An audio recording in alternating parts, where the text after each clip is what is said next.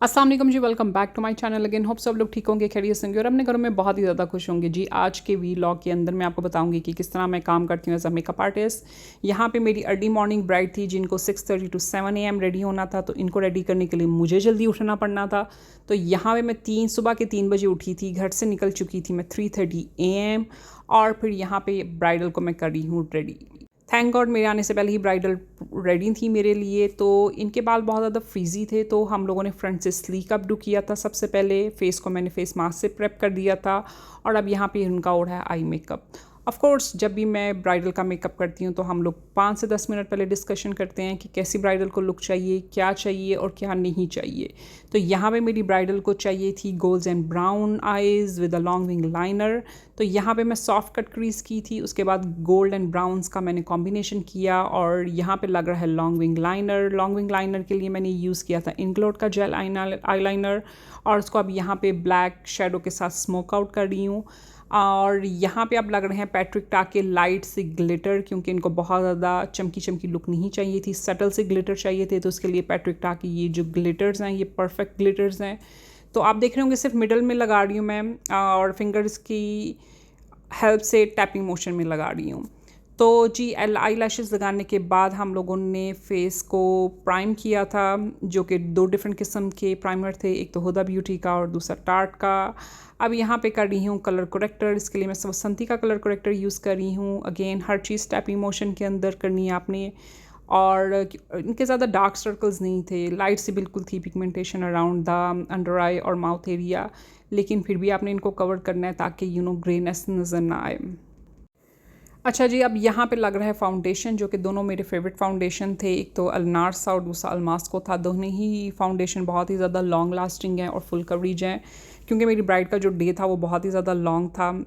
जब मैंने इनको रेडी करना था तो उनकी फ़ोटोग्राफ़र के साथ फ़ोटो शूट थी, फिर इन्होंने गुरुद्वारे के अंदर जाना था, फिर दोबारा इनकी फ़ोटो शूट थी, फिर घर में आके इनकी गेम्स होनी थी, फिर विदाई होनी थी। तो बेसिकली ब्राइडल का जो डे था ना वो काफ़ी ज़्यादा लॉन्ग था। तो जब आप ब्राइडल का मेकअप कर रहे होते हैं तो आपने बस इस चीज़ को मेक श्योर करना होता है कि जो भी आप प्रोडक्ट्स यूज़ करें वो लॉन्ग लास्टिंग हो, मेकअप उनका कहीं पे भी ना हिले। और ब्राइडल को साथ साथ आप थोड़े से टिप्स एंड ट्रिक्स भी दे दिया करें कि मेकअप को किस तरह लॉन्ग लास्टिंग रखा जाता है। तो यहाँ पे फाउंडेशन की ब्लेंडिंग के बाद कॉन्टोर हो रहा है, ब्लश हो रहा है और अंडर आइज़ के ऊपर कंसीलर लग रहा है। जो मैंने प्रोडक्ट्स यूज़ किए थे वो था टी टावर का ब्लश, हुदा ब्यूटी का कॉन्टोर और आवर ग्लास का कंसीलर यूज़ किया था। Again blend blend blend blend, जितना आप अच्छा ब्लेंड करेंगे आपकी जो फिनिशिंग होगी वो उतनी ही अच्छी आएगी और मेकअप आपका उतना ही लॉन्ग लास्टिंग जाएगा। अच्छा, मेकअप की वीडियो की मैं सिर्फ इतनी ही रिकॉर्डिंग कर पाई थी, ज़्यादा नहीं हो पाई थी। तो यहाँ पे ब्राइडल का आपने पीछे लहंगे की डिटेल्स देखी होंगी और यहाँ पे अब आ चुके हैं कलीरे। ये सब की सब चीज़ें जो थी ना उन्होंने इंडिया से बाय की हुई थी और यहाँ पे अब हो चुका है दिन। रात को मैंने काम शुरू किया था, दिन को ऑलमोस्ट ख़त्म हो रहा था मेरा काम। तो यहाँ पे ब्राइडल लहंगा पहन के आ चुकी हुई थी। अब यहाँ पे इनकी ज्वेलरी की सेटिंग हो रही थी, तो नोज़ रिंग इनकी पहनाई जा रही थी। लेकिन साथ साथ जब भी मैं इस तरह की चीज़ें करती हूँ, स्पेशली ज्वेलरी की सेटिंग होगी, तो मैं ब्राइड को दिखा रही होती हूँ। अब आप देखेंगे कि मैं ब्राइडल को मिरर दिखा रही होती हूँ कि इनकी कहाँ पे मुझे ये करना चाहिए, कैसे सेट करना चाहिए, सिक्योर हैं, कोई चीज़ को मुझे ऊपर नीचे करने की तो ज़रूरत नहीं है। यहाँ पे कोई भी फ़िल्टर नहीं लगा हुआ, लेकिन माशाल्लाह जो ब्राइड थी ना वो बहुत ही ज़्यादा हसीन लग रही थी। इनका ड्रेस, इनकी ज्वेलरी वगैरह भी जो थी ना काफ़ी ज़्यादा हैवी थी, लेकिन बहुत प्यारी थी। सारी की सारी इन्होंने इंडिया से बाई की हुई थी। तो अब आप देख रहे होंगे कि हर चीज़ की डिटेलिंग के ऊपर बहुत ज़्यादा जोर दिया जा रहा है। इनका पासा मुझे बहुत ज़्यादा प्यारा लगा था। इनकी नोज़ रिंग भी ना बहुत ही क्यूट सी थी, सॉफ्ट सी थी लेकिन क्यूट सी इनकी नोज़ रिंग थी। बहुत ज़्यादा जिस तरह बड़ी होती है वो वाली नहीं थी, सेटल सी इनकी नोज़ रिंग थी, ताकि जब खाएँ पिएँ कुछ करें करवाएँ तो इनकी वो बॉदरेशन ना हो। यहाँ पे जो ब्राइड थी ना उनके मेकअप की लुक आप कह लें वो ऑलमोस्ट फुली डन हो चुकी हुई थी। अब मैंने यहाँ पे सिर्फ इनके दुपट्टे की सेटिंग करनी थी। तो अब यहाँ पे मैं इनको दुपट्टा ढक के दिखा रही हूँ कि हम लोग दुपट्टे को कैसे सेट करेंगे। दुपट्टा इनका हैवी था। नॉर्मली मॉर्निंग ब्राइड्स का दुपट्टा जो होता है वो लाइट होता है, लेकिन ये वाला जो दुपट्टा था वो उनका हैवी था। तो जब मैंने ब्राइडल से पूछा कि इनको एज अ वेल सेट करना है कि एक पल्ला फ्रंट पे रखना है और एक पल्ला बैक पे रखना है, तो उन्होंने मुझे कहा था कि उनको एक पल्ला फ्रंट के ऊपर और एक पल्ला बैक के ऊपर चाहिए। तो यहाँ पे उनको मैं दिखा रही हूँ कि इस तरह हम लोग सेट करेंगे। अच्छा, यहाँ पे मैंने इनका दुपट्टा सेट नहीं किया था, सिर्फ इनको रख के दिखाया था कि हम लोग कैसे सेट करेंगे। तो यहाँ पे आप देख रही हैं ब्राइडल की फ़ोटो शूट हो रही है। घर पे इन्होंने सारा बैकड्रॉप बनाया हुआ था और यहाँ पे फोटोग्राफर अपना कमाल कर रहे थे। डिफरेंट एंगल्स में, डिफरेंट पोज में इनकी फ़ोटो शूट हो रही थी। तो आप यहाँ पे कह लें ब्राइडल को रेडी करने के बाद ऑलमोस्ट मैंने इस जगह के ऊपर 1 घंटे का वेट किया था कि मैं ब्राइडल का दुपट्टा सेट कर सकूं। लेकिन जो फोटोग्राफर थे वो बेचारी ब्राइडल की जान ही नहीं छोड़ रहे थे। तो 1 घंटा वेट करने के बाद मुझे फिर ब्राइडल को कहना ही पड़ा कि प्लीज़ आप दुपट्टा सेट करवा लें, क्योंकि मुझे दूसरी ब्राइडल के पास जाना है और जो दूसरी ब्राइडल की लोकेशन थी वो इस ब्राइडल की लोकेशन से 1 घंटे की दूरी के ऊपर थी।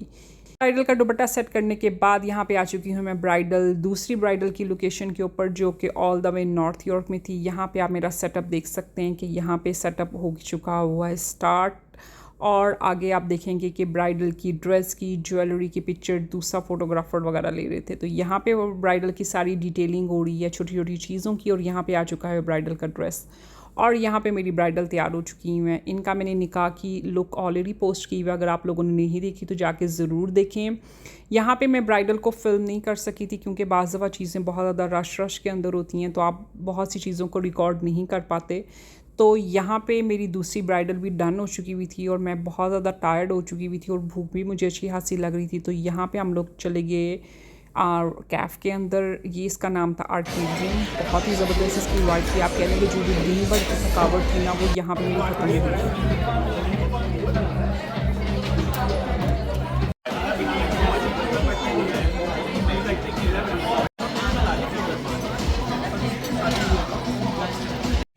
Could you take this one, sir? Thank you. अच्छा, इस कैफ़ को लेके हर एक बंदे के डिफरेंट व्यूज़ हैं, लेकिन पर्सनली तौर पे मुझे तो ये कैफ़ बहुत ही मज़े का लगा था, स्पेशली जो इसका इन्वायरमेंट था, इसका खाना था, इसके जो श्रिम्स और नाचोस थे ना, वो बहुत ही आला किस्म के थे, और ड्रिंक्स भी बेस्ट इसकी ड्रिंक्स थी। तो स्पेशली जो उनकी प्रेजेंटेशन थी वो बहुत ही वाओ और डैम किस्म की थी। होप्स आप लोगों ने मेरे इस वीलॉग को एंजॉय किया होगा। अपना बहुत ज़्यादा ख्याल रखें, दुआ में याद रखें। अल्लाह हाफ़िज़।